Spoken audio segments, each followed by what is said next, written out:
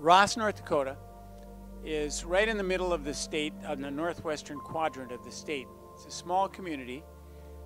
The Arab community that came to the United States, though there are in this museum examples of the Arab community that came early, much earlier than this. In fact, Brother Amir, and I want to thank him for inviting me. I was really honored to be invited. Showed me when I came here some months ago with Dr. Suleiman Yang, who was on my doctoral committee. My doctoral thesis was Christian-Muslim dialogue, the sociological dimension, not the religious dimension, but the sociological dimension, going all the way back to the Prophet, going to Abyssinia, and then just going from that in terms of the dialogue and the interaction that's taken place. And my family comes from Lebanon, my father's family, from a small village in Lebanon, which has always been both a Christian and a Muslim village. And there's a mosque and there's a church. And when I visited the village when I was young, I was able to go to the mosque for the Eid, and the Muslims came to the church for Christmas. And it's always been that way for hundreds of years. My family is, I'm the family Saba, Saba, S-A-B-A, and Brother Amir showed me at least two places in the museum where you see that family name: Revolutionary War soldiers and Civil War soldiers that he has found records of. So I was quite pleased to see that my name is here. And the picture of the mosque that's, the first mosque that's in the collection came from the foundation that I headed, the Atiyah Foundation. Now, the Atiyah Foundation, Atiyah means in Arabic, is derived from gift of God, Atta. And that's the family that the main family, tribal family name, having come from South Arabia. And my father was quite a historian and tracked that family all the way back to the year 400, pre-Islamic. And that tribe moved north, went into the Haran of Syria, and then split. Some stayed in Syria, some went to Lebanon. That's the branch my family comes from. And in Lebanon, they went to 4 different places.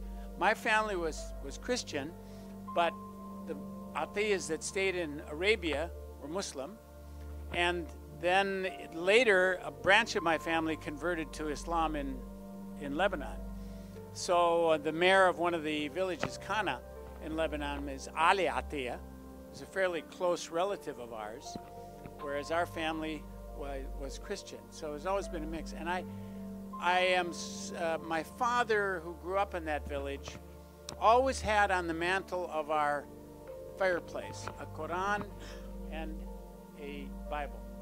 And whenever I would be studying in my hometown, we'd be learning our Sunday school lessons, he would pull the Quran. They were both in Arabic, and he would read to me the parts of the Quran about Moses and about Noah and about Jesus and Mary that came from the Quran.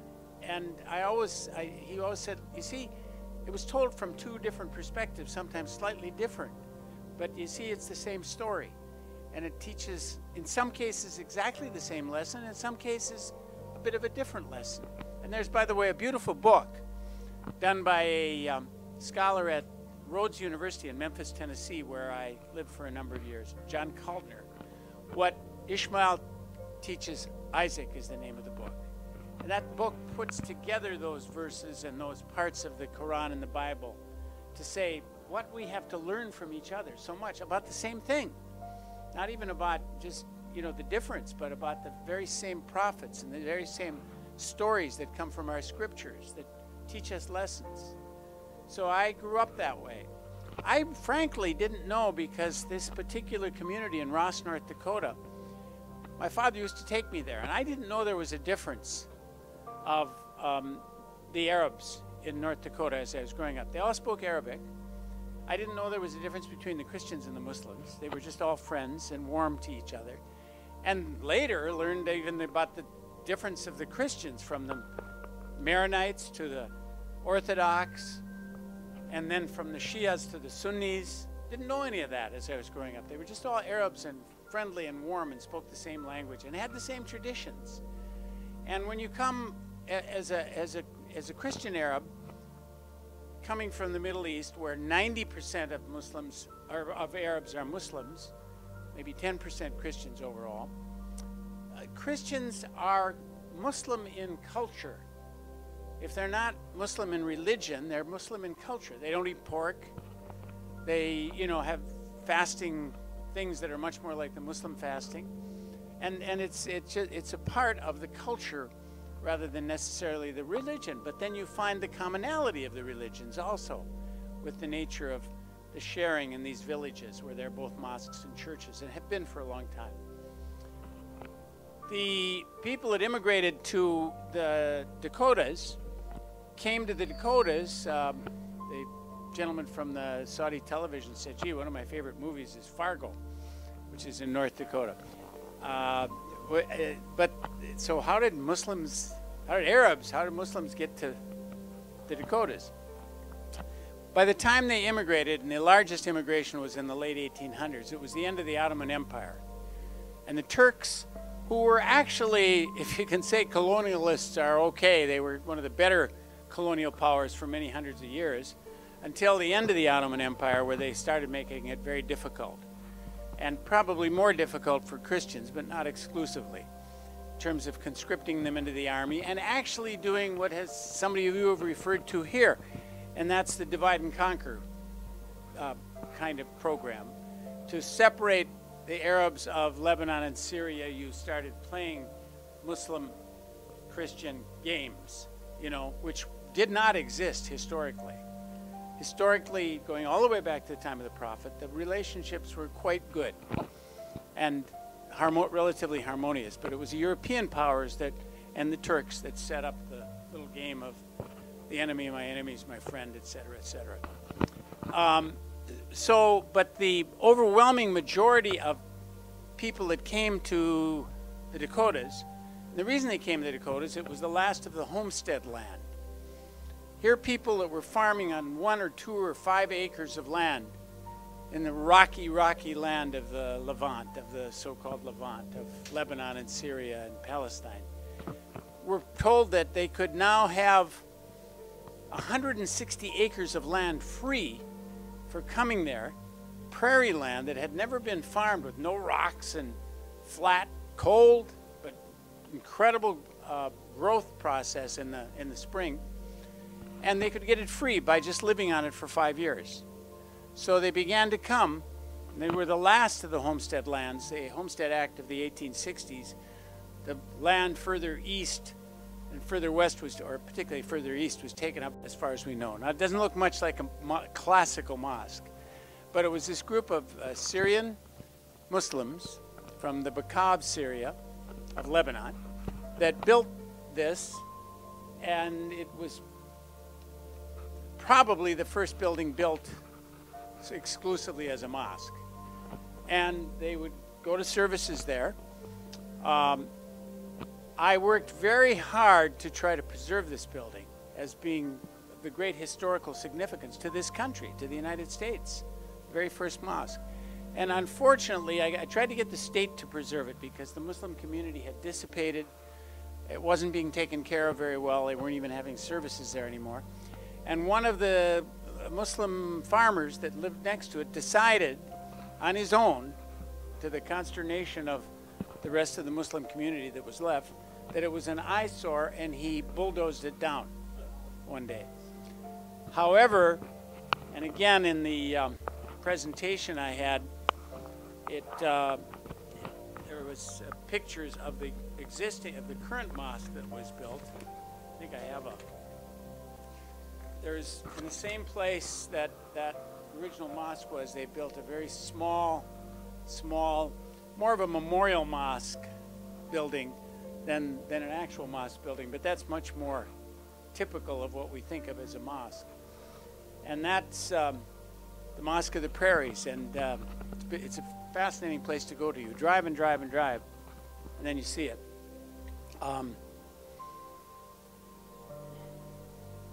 Yeah, I guess there is a picture here. It's coming up.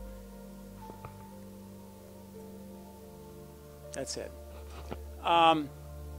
So that particular history and the fact that Muslims ended up in the Dakotas is quite interesting. But you also had, in the Dakotas, those, most of you, and again, some of these pictures I have, some I don't, that didn't come through, but this is a picture of the very first Arab U.S. senators of Arab heritage. Neither were Muslim, but they were both Arab. And Senator James Abu Rizk, the more heavy fella here, and Senator James Abdunur. Senator Abdunur is a relative of mine. One is a very, Abu Rizk was the most conservative Democratic senator of the last 50 years, and Abdunur was the most conservative Republican, liberal Democrat, conservative Republican. Their families were very close. They were godfathers, their parents were godfathers of each of the respective gentlemen. And if you, those of you that have followed American congressional history know that James Abu Rizk particularly was a great advocate for better relations with the Arab world, better relations with the Muslim world, and went way out on a limb to try to do that, and took a lot of guff from Congress, as you might know. So there is this Arab and Muslim tradition in the Dakotas, which is really, really quite unique. If I can get on here, that's a picture that came from the film of that beautiful mosque. They've always left the crescent star up. That was never taken down. Now, the next person is Ali Hassan. Alia is, as I mentioned, she was the, her family first came to the United States in the 1870s, the Ugdi family. Muslims from the Bakav, Lebanon. Alia was an early, strong lady, very feminist in her approach. She was married, betrothed at a very young age. She was born in Dakota, South Dakota, on a farm. And by the way, I have Amir, brother Amir, I have 2 tapes of her that she made, actually on CD, quite extensive, talking about those early experiences. And then more importantly, she was betrothed, she was married at 15, she went to New York, divorced, became very much of an activist in the Muslim cause in the United States. She, more than any single person probably in those early days, at least certainly more than any female, worked to unite universal Islam with the Nation of Islam. I don't know if you have anything about her, but she's an important person, and her papers are at the University of Michigan. It should be researched much more heavily. That was very important to her. In the process, met Malcolm X and became a strong advocate of Malcolm going to Mecca. And she was one of the leading people that helped to get Malcolm to Mecca. Now again, this is not a story that's told very much, or much is known about. When he died, when he was assassinated, she was one of the people that washed the body. She was a very important person in this whole thing. And she was very much of a non-traditionalist in so many ways. She was very proud of her Muslim heritage, very proud of what she bought, and she helped to form Access, which is the largest, probably helping Arab American Muslim organization in the United States in Detroit, with quite a huge budget. She founded it, her grandson took it over eventually, Ish Ahmad, and it's now a flourishing organization, which was the organization that formed the National Arab American Museum, which I'm on the board on, in Dearborn, Michigan. And it's an organization that I would like to see working much more closely with some of you, because about half of it is, composed of Arabs, the history of Islamic Arabs, Muslim Arabs, and the other half Christian Arabs. But it's have any of you visited that museum? Anybody in this? Should visit it. I'm sorry? Yeah, it's quite nice. And she, as I say, this woman was just incredible what she did. She, I think I have another picture here someplace of her. Yeah, that's her. This was when she formed Access in, I think, the 1970s.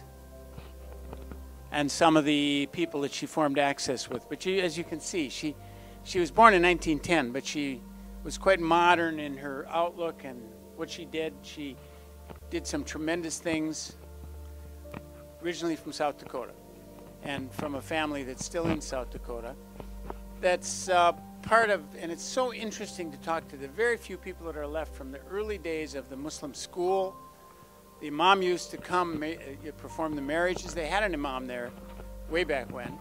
And the tradition that is lost to a lot of South Dakotans. That's another important part, I think, of our work we do. We have to bring those stories back to our own folk who have missed this part of history in many ways. And or, you know, there have been so many conversions.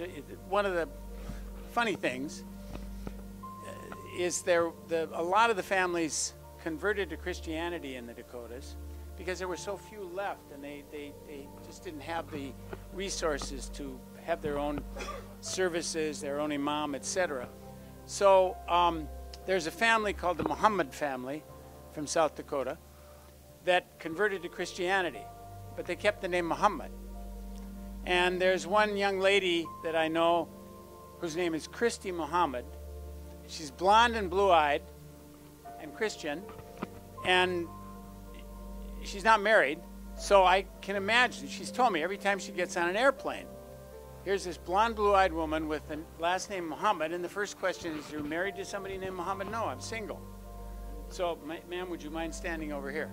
Of course, we don't have racial profiling or ethnic profiling in this country, do we? Well, ask Christy Muhammad sometime.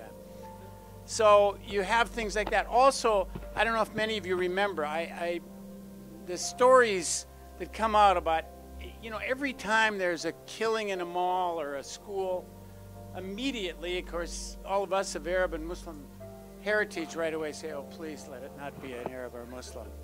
But the media right away say this had to be an Arab and Muslim. It's, you know, you can tell by the murder, by the killing, and then they find out it isn't, they don't apologize. Okay? So, if you remember, I think it was in Kansas, maybe Missouri, about 5 years ago, where a man who was a Christian came in and started shooting up a church. He was Christian, and he was one of these anti-abortionists, or what, you know, had some bones to pick. Immediately, they thought it was a Muslim shooting up a church. It was a Christian, and he was doing it based on his Christian values. And he was shot and killed by a woman named Assam. Okay? Now, that Assam was from the South Dakota Assam family, who are Muslims. Now, not one news story carried the fact that a Muslim ended up killing a guy who was killing Christians, who was advocating it based on his Christian value. And one of the words that, to me, is the worst word, and anytime a Muslim uses it, I particularly think it's sinful, and that's the word Islamist. You know, every time I see the word Islamist, and I'm telling you, a lot of Muslims use that word, I just shrink, because you don't, the guy that says, well, I'm going to go kill this doctor because I'm a Christian and he's performing abortions, so I'm doing it based on my Christian values. He's not called a Christianist, ever, is he? Nor is a Jew who blows up like what's happened in Israel, blows up a mosque and starts shooting people. He's not called a Judaist. So why are those few Muslims that are not representative of Islam, that kill people mercilessly, why are they called Islamists? Because somebody else is defining this for us. And whoever defines the situation controls it. Never forget that. Whoever defines the situation controls it. Don't let them define it. And that's what's happening here in this museum. You're helping to redefine or put it back to its original definition rather than letting other people define these things for you. That's very important. So here we have Ali Hassan and the relationship she had to Malcolm X, and the important thing that came right from the Dakotas. See if I can go on here without making any more, seeing any more. That's the Malcolm X part.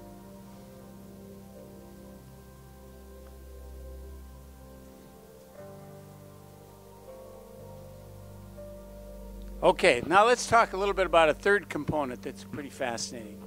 And that's Muslims and Indians in the Dakotas. Okay? This is Joe Albert. Joe was, his name was actually not really Joe Albert. It was Yusuf Ahmed, I think.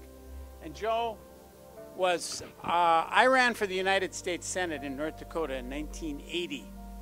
And as I went around the states, talking to the old farmers, they said, "Yo, you're Syrian, right? Are you related to Joe Albert, the bear wrestler?" This guy was a real character, part of the original Muslim community that came to the United States. This is his American Indian wife, okay? The Christians that came to the United States and came to the Dakotas, particularly in that era, were, you know, many of them, their women came with them. So most of them married other Arab women that were Christian. The Muslims, very few of them brought women. And because they were a little different, a little more swarthy, didn't seem to have the same religion, ended up, many of them marrying Native Americans. Joe had, I think, 4 wives in the course of his life. Had one of his youngest son, and he had been dead. Joe died in 1954 with, sorry to say, a bottle of arak in his hand. But he was a guy that would go around the state with a bear, and he would wrestle that bear for money. People would say, "Who are you going to put your money on?" And they'd generally put the money on the bear, and he'd beat the bear up. He also would sit on the ground, and he was a little bitty guy. He's about 5'4", 5'3", 5'4", a little bitty guy, slender, relatively slender. He'd sit on the ground, he'd say to the big Swedes and Norwegians, "Anybody that can pick me up by my ears, I'll give $50. But if you can't pick me up by my ears, I want the $50. Nobody ever was able to pick him up. He could just plant himself. And people, when I was running for the Senate, would say to me, "You related to that guy? I mean, he's, you know, fantastic guy, really interesting guy."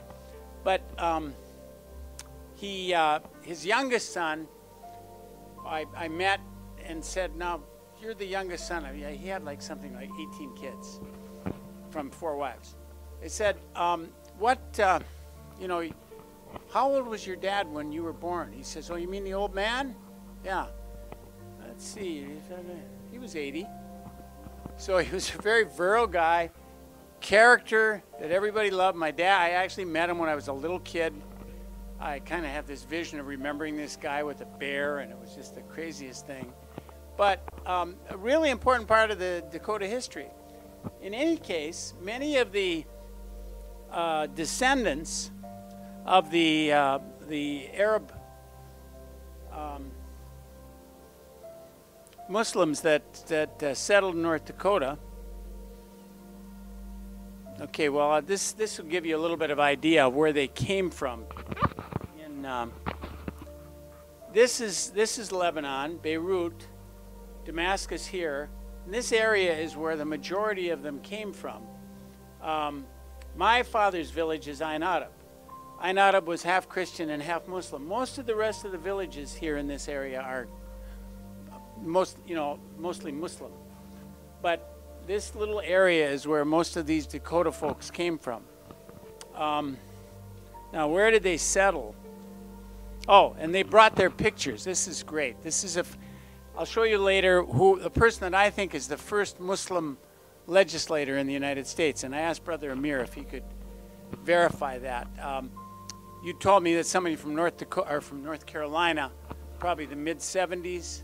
This is the grandfather of a guy who is from North Dakota that was a state legislator in the late 60s and early 70s, and I'll show you a picture. But they brought their pictures of their people along, which really, was kind of strange for North Dakota. North Dakota is primarily Northern European. 95% of the people. It's not a very diverse state in terms of ethnicities. 95% of the people are either of Norwegian or German background.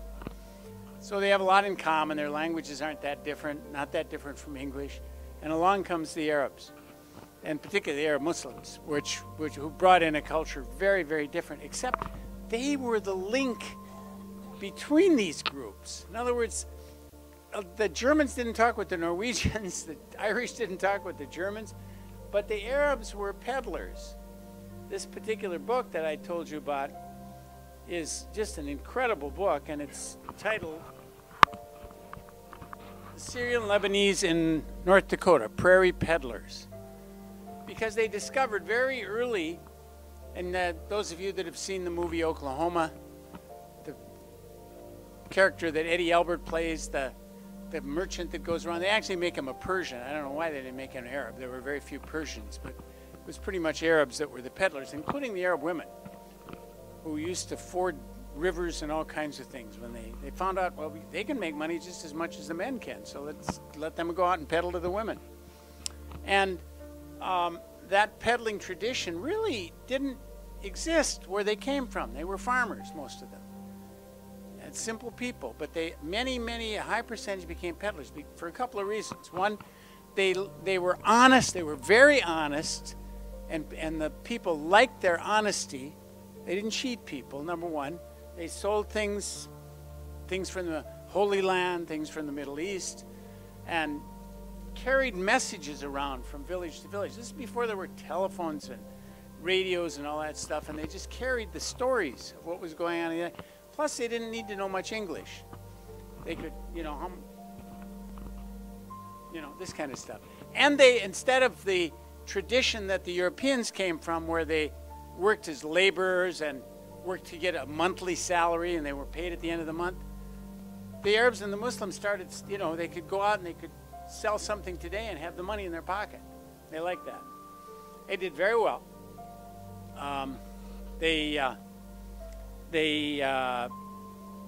Most of them then, with the advent of the automobile, they made their living by farming early, and very few of them are farmers, except interestingly, here's where the Muslim community settled the most, this part of North Dakota, okay, which was the worst farming land in the country that was left. And they were dirt farmers, and not many of them became peddlers, although part-time they did. So I remember traveling up here. I grew up in Bismarck, and my father used to take me up to see people up there, and you'd go along the road and you'd see mailboxes that would say Ole Olson, Hans Schmidt, and Hassan Abdullah, which seemed a little out of context, but my dad knew all these guys. He'd introduce me. Well, Hassan Abdullah today and Shahate Juma, their grandchildren are on land. How many of you have heard of the Bakken oil field? The Bakken. Okay, Bakken oil field is the oil field discovered in North Dakota not so long ago. There's always been oil in North Dakota, but they discovered much more oil. That state right now with 600,000 people population is now producing 1 million barrels of oil a day. Now that's that's about to pass Texas as the leading producer in the United States. There's an Indian reservation right here with some mixed Arab Indians called Fort Berthold. Their income is $40 million a month, tribal income. Not from gambling, like many of the tribes have done, but from oil income. These guys here who kept their land, and many of them did, the poor Muslim farmers, are now multimillionaires. Okay? Very interesting the way history creates this and changes this. But most North Dakotans don't like the wealth, believe it or not. Wall Street Journal just did an article because they found there are now more millionaires per capita in North Dakota probably than any place per capita, because these people all have been making so much oil money and there's so few of them. And the guy interviewed the head of the Chamber of Commerce up here in Williston, which is the main bigger city. He said, I bet you see a lot of Rolls Royces and Bentleys, right? The guy said, nah, occasionally they'll buy a F-150 truck, Ford truck. They just don't show off. And they don't like, nobody dislikes wealth, but they don't like what the wealth has brought in. Sort of gold rush kind of craziness and a lot more crime and, immoral things that are happening with that. Unfortunately, that happens. But it's nice to see that these poor dirt farmers now have gotten so rich. And some of their great-grandchildren of the people that I talked about are getting checks for $15,000 a month, oil royalty checks. So it's kind of interesting and fascinating that that's happened. So the Indian-Arab connection The Turtle Mountain Reservation that I told you about is right up here. It's the largest population one. And I believe 3 of the last 5 tribal council chairmen are mixed Arab, Muslim, Indian heritage. And they still have Qurans from what their family brought. And they still have some of the traditions. So as you looked at them, I think one of the brothers here is part Cherokee, I believe he was saying. But, I mean, as you look at them, you would not know they have anything other than Native American blood. I took some Native Americans to Alaska to meet Alaskan Native Americans, and from the tribal council from a reservation that's, well, it's down here.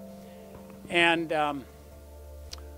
you know, their names were like Yellow Hawk and Kills the Road. And then one of the guys' names, and he looked just like everybody else, was Abdush. And I said, oh, wait a minute, are you, you know, all Indian? Well, he says, all Indians, but my grandfather came from Syria, and he was Muslim. So you find this, and again, these are all lost or very poorly known components of American history that I think need to be researched, cataloged, dealt with in much more depth. And that's why, as I say, I've been so happy to get to know Brother Amir. And yes, sir. Okay. I just want to just show you one last thing, and then I'll go back. I can go back. This is Gene Nicholas. He's actually from the Ossie family. He was a North Dakota state legislator. That picture of the gentleman with the sword was his grandfather in Syria. And he was a state legislature, I think, in the late 60s through the early 70s. I mean, he's still around, but he was maybe the very first Muslim legislator in the United States from good old North Dakota. So coconuts in the Antarctic or Muslims in the Dakotas. That's the name of the game. Okay, you want me to go back to which slide here? This one? Okay.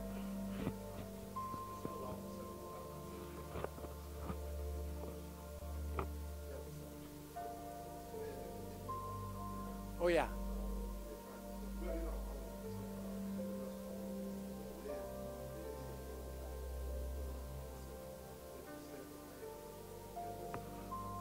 Yes, that would be in South Dakota. It's the Black Hills. It's where Mount Rushmore is.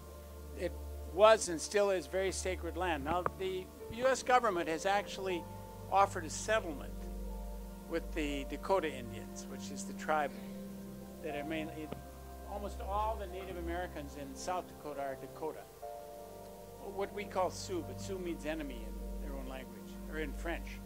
So it's not a favorable term.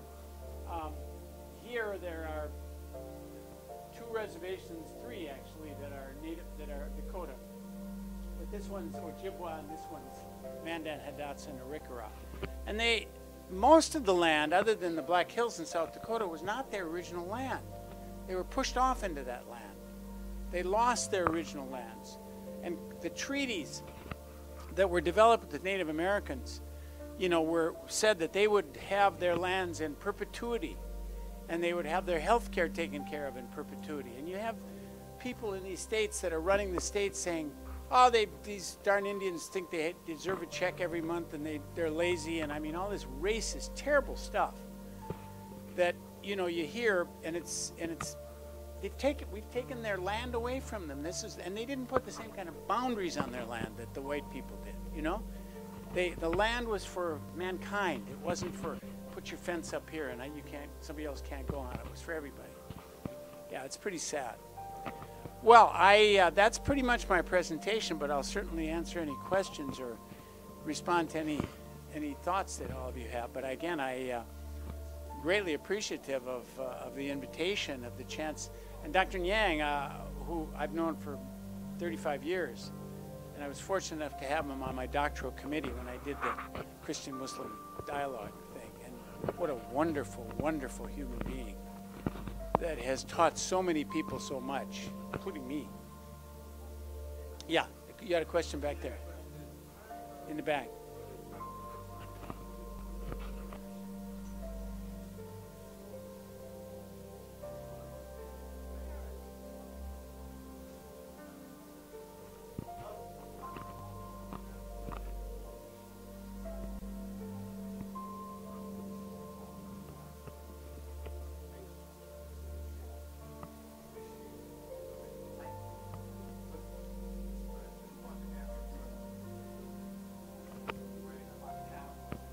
Yeah.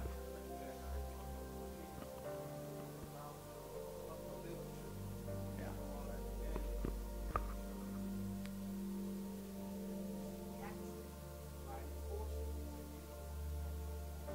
Right.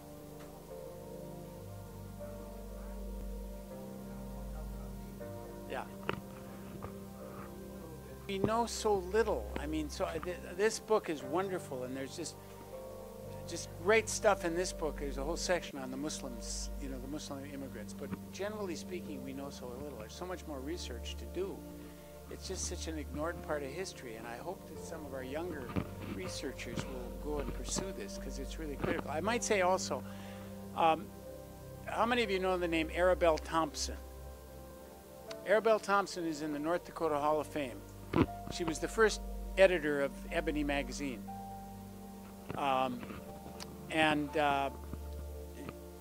really something to see with all these white faces, this one black face and the North Dakota Hall of Fame. And I had, the good fortune of meeting her in her later years. And she told me an incredible story that I'll never forget. My grandfather had a little restaurant, grocery store in Bismarck, North Dakota in the early 1900s. Arabelle's father immigrated to North Dakota. Number of black folk from the South immigrated to the Dakotas and homesteaded. You know, they actually had the same access to homesteading land as anybody did, and they got 160 acres free.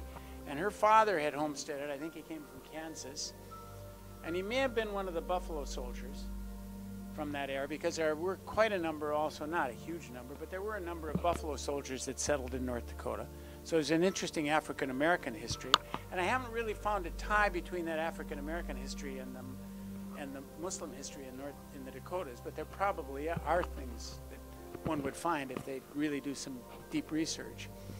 And by the way, the Buffalo Soldiers and the black community in the Dakotas chose kind of to do business if possible, as did the Indians and the people like the Gypsies, with the Arab traders, because they could identify with them a lot more. They were, by the way, they always tease me because they kicked me out of the Arab things. I was the first executive director of the National Association of Arab Americans. I always say I'm the white sheep of the family rather than the black sheep of the family. Okay, because most of the people in my family are quite dark. But the Arab American or the community in the Dakotas, in North and South Dakota, that exists today, having evolved from that, you know, are trying to put this all back together, trying to put this history together. And we're not getting a lot of cooperation, although there are really good historians that want to put it together. And most of the old timers, you know, the original immigrants, obviously now, even their children are dead. So it's hard to put this history together. I mean, we do have a few things like Alia's, you know, recordings that you should have copies of, etc. And again, you've heard me kind of talk about asking questions about inclusiveness. You know, I don't want to say, I'm not advocating this inclusiveness to the dilution of anything that you're doing with the emphasis on the African American component of Islam in the United States. That's really important for a lot of reasons. But to not exclude the non-Arab American Muslims that are early pioneers that have contributions, and the tie-ins that exist and that might exist in a lot more depth than we know, because nobody cared about that history, you know. And you know, people say, well, you know, you're Lebanese, and Khalil Gibran is Lebanese and famous guy. Very few of the immigrants from these countries were the educated ones. They were the dirt farmers, the faladin. You know, the people that just didn't have a lot of education. Most of their children and grandchildren became very well educated and did exceptionally well. And by the way, the interesting tie-in with the Muslims and the traditions of the Dakotas are what was happening in America at the time. There's some interesting stuff. The commonalities are the things that made them fit in more than even some of the others. For example, a large part of the immigrants in that early part of the immigration were here when Prohibition was on, and they didn't have, you know, generally speaking, didn't have any problem with Prohibition because of the prohibition of you know, that existed in Islam, things like that. So there were And the family, extended family traditions, the honesty that existed. Am I saying other people were dishonest? No. But my father, and I mentioned this yesterday, I think it was, at the seminar. My father said, you know, frankly, he said, I happen to be Christian, but I would rather do business with Muslims than Christians. They're much more honest. I can almost be positive that they're going to be honest. Does that mean that Christians are dishonest? No, not necessarily, but he just chose that because he knew if he did business when he was a peddler with his Muslim brothers and sisters, he could feel a kind of honesty and not have to worry about anything being dishonest. It was close to getting beat up. It was close to getting beat up, and he was kind of ostracized for the community for a long time. But he was one of the community ultimately, and you know how when you have one of your own. He was a Muslim, yeah. It wasn't, you know, an anti-Muslim thing. He's just a very headstrong guy. I met him, who just decided one day he was gonna bulldoze this place down. And even before that, the picture I have is one of the pictures I originally got from the state.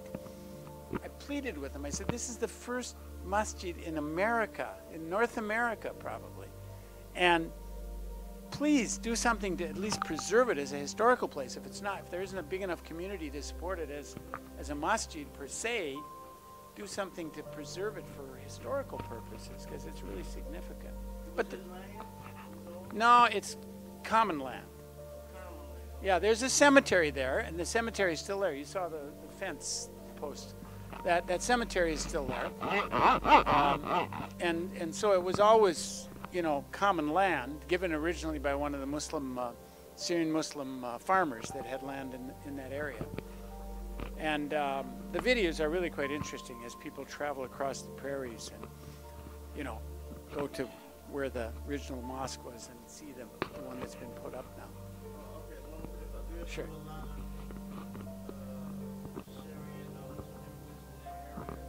Not a lot. There are a few, and as I say, the ones that stayed, you know, they have all this oil land, and they're very wealthy, and they were never wealthy, as you know, either from when they first came, or as farmers, because they just barely could. It was very dry, not very good land, kind of like the land that they put the Indians on. Yes, another question here. Fort Berthold. Berthold, Berthold, Fort Berthold. Yeah, sir.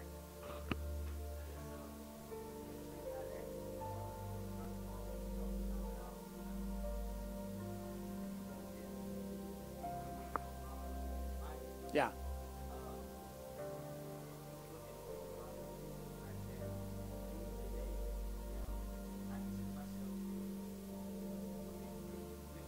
Yeah. Yeah. Mm-hmm.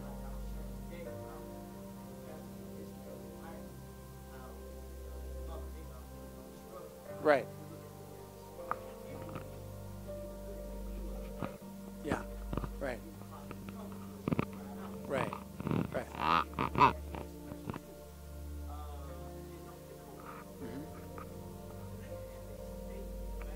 Yes. Yes. Yeah, this is really strange because in South Dakota and North Dakota, they're very red states. Okay? For example, in South Dakota, where I live, the state Senate has 35 members. 32 are Republicans. Only 3 are Democrats. In North Dakota, it's about the same. And always been very conservative politically, etc. on the surface. You know, but North Dakota has a state bank that is state-owned, has a state mill and elevator that you know, mills grain, makes bread, has a state cement plant. The socialists from other parts of the country used to come over, and from other parts of the world used to come and study the socialistic aspects of the Dakotas. It was really crazy to see such a conservative thing on the surface. The Nonpartisan League stopped there with La Follette, you know, fairly famous socialist leaders in the United States. And yet you have this, the only real political battles, by the way, are in the primaries now, because the Tea Party folk, you know, run against the more center of the road Republicans, but that's the big election. The general election is just automatically, Republicans in most cases. So it's quite an anomaly. And yeah, and even Oberisk, the most liberal senator, he was voted the most liberal senator in the last 50 years, I believe. More liberal than McGovern, who was also a South Dakotan. His family are very conservative Republicans. They wouldn't even put a McGovern sign up on their in their land when McGovern ran. They'd only put up Oberisk signs. So it's quite interesting to see that. And again, it's that farmer. Even though guys with oil now are very conservative, because in the same way that maybe you have a good crop this year, you get a good price for your wheat. The next 5 years you got a drought, you're going to lose. So that conservative attitude comes from that a lot. And it's like, okay, now we're the leading producer of oil with fracking, this new process, and we're going to buy an F-150 Ford truck rather than a Bentley or a Rolls-Royce.